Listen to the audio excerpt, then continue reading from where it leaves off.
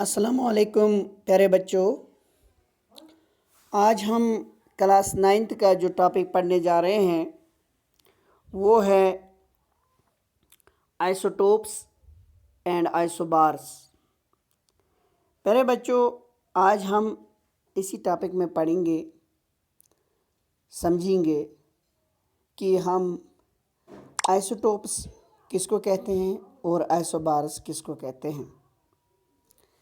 प्यारे बच्चों, चलो हम शुरू करते हैं आइसोटोप्स से। Isotopes are the atoms of the same element having the same atomic number and different mass number. मतलब क्या है इसका? यानी आइसोटोप्स वो एटम्स होते हैं एक ही एलिमेंट के जिनका सेम एटॉमिक नंबर होता है लेकिन उनका मास नंबर डिफरेंट होता है। से फॉर एग्जांपल यहाँ पे हमने क्लोरीन लिया। अगर हम यहाँ पे देखते हैं कि यहाँ पे क्लोरीन है, अगर आप अच्छी तरह से देखोगे कि यहाँ पे क्लोरीन है और क्लोरीन का जो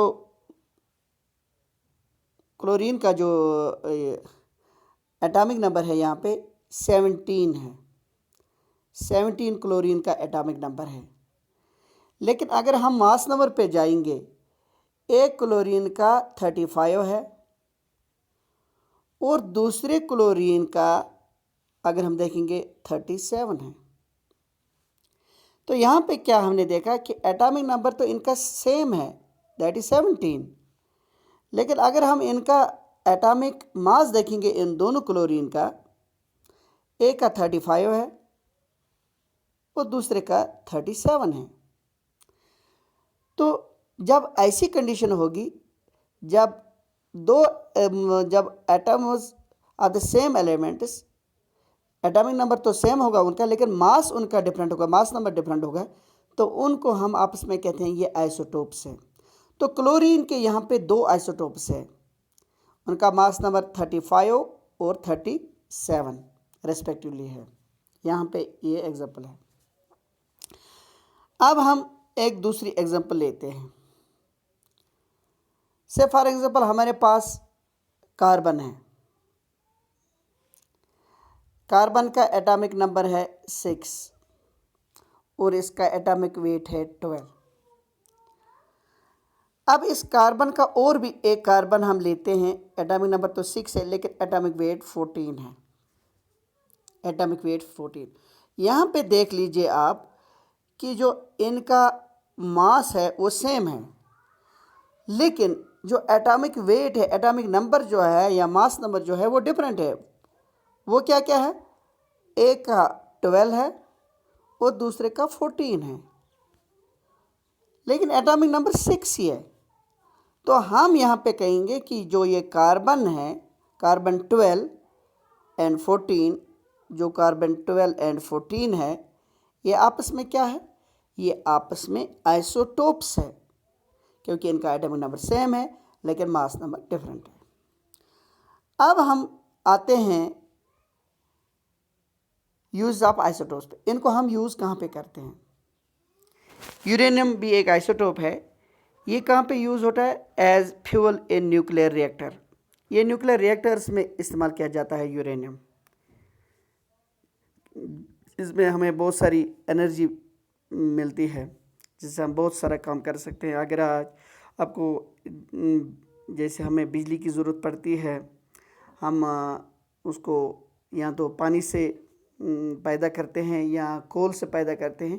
अगर हम इसका इस्तेमाल करेंगे तो हमें ये प्रॉब्लम सॉल्व हो गई है, जो बिजली की प्रॉब्लम होती है इलेक्ट्रिसिटी की, तो इससे हमें बहुत हद तक प्रॉब्लम सॉल्व हो सकती है। लेकिन हम क्या करते हैं?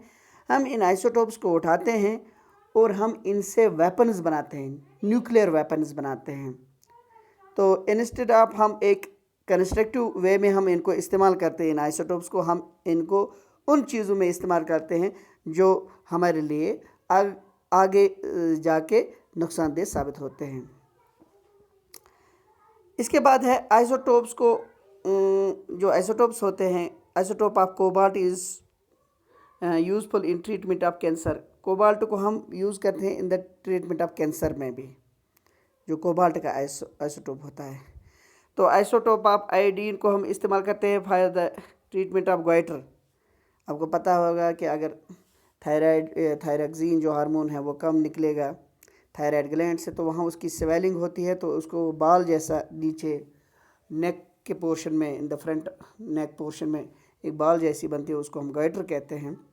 तो उसको ट्रीटमेंट करने में भी ये आयोडीन का आइसोटोप इस्तेमाल किया जाता है। अब हम आते हैं आइसोबार पर। हम आइसोबार किसको कहते हैं? Isobars are the atoms of those elements which have the same mass number but different atomic numbers are called isobars। तो ये अपोजिट है आइसोटोप का, यानी ये जो आइसोटोप और आइसोबार है ये एक दूसरे के अपोजिट है, ये एक दूसरे के अपोजिट है।